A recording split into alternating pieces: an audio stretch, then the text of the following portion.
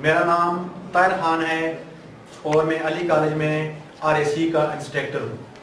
इस वक्त हमारे पास ET सेकंड क्लास खड़ी है और इस तरफ FA सेकंड क्लास खड़ी है।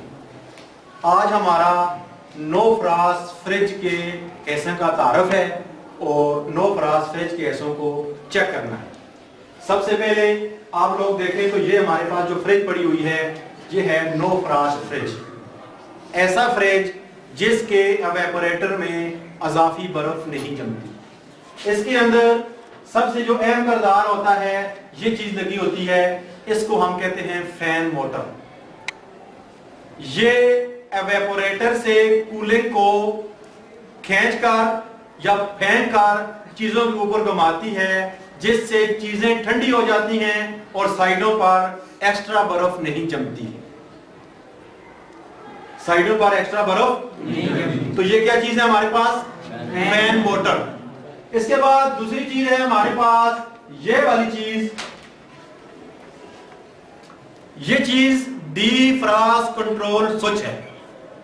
ये डीफ्रास्ट कंट्रोल स्विच पिघलने वाली बर्फ को कंट्रोल करता है।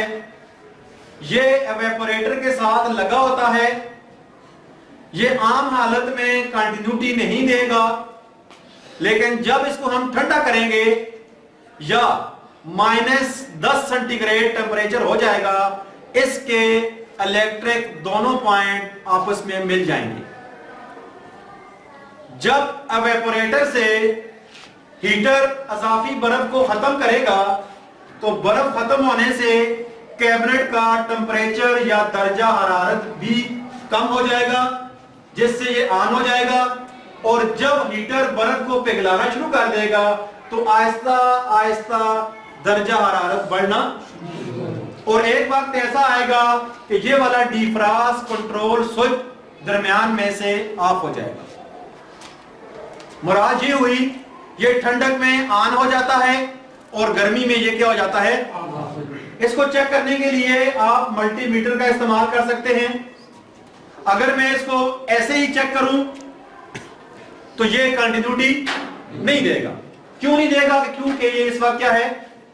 गर्म है, ठंडा नहीं है। तो जब हम इसको बर्फ वाले खाने में रख के चेक करेंगे तो ये कंटिन्यूटी देना।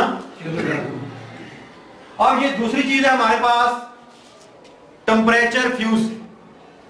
अब इन दोनों की शक्ल में बहुत से फर्क है। इन दोनों चीजों की शक्ल में ये वाला एक हिफाजती पुर्जा है। अगर किसी फनी खराबी की वजह से ये वाला डीफ्रास्ट स्विच आपस में शॉर्ट हो जाता है या स्पार्क होके इसके दोनों पॉइंट आपस में मिल जाते हैं, तो लाजमी बात है ये हीटर को ऑफ नहीं करेगा, जिससे कैबिनेट के जलने का खदशा होगा।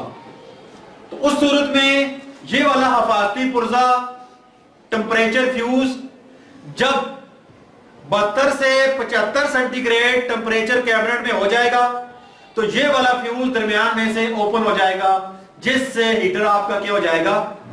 बंद हो जाएगा, जिससे मजीद नुकसान नहीं होगा। तो ऐसी सूरत में जब हम चेक करेंगे तो ये वाली चीज भी चेंज करेंगे और ये वाली चीज भी चेंज करेंगे, फिर हमें दोनों चीजें चेंज करनी पड़ेगी। इसके बाद है हमारे पास ये वाला डबल डोर स्विच। क्या नाम है इसका? Double door switch. इसके ऊपर दो स्विचेस इस्तेमाल हो रहे हैं। एक स्विच जब दरवाजा खोलेंगे तो पंखा ऑफ हो जाएगा, ताकि दरवाजा खोलने से कूलिंग पंखे के प्रेशर से बाहर ना आ सके।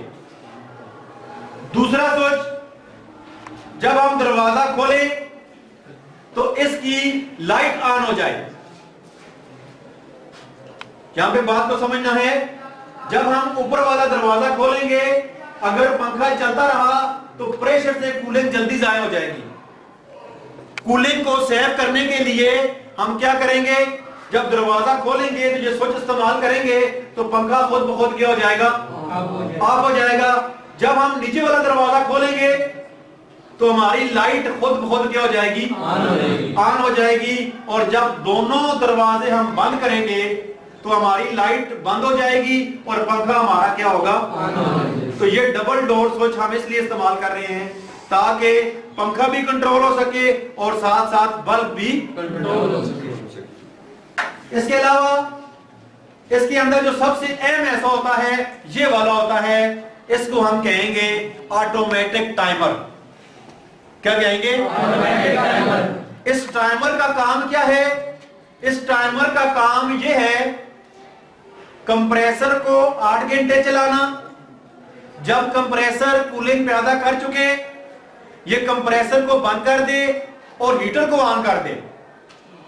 इस तरह 6 से 8 घंटे टाइमिंग कंप्रेसर की सेट है इसके अंदर और 20 से 25 मिनट हीटर की टाइमिंग सेट है इसमें।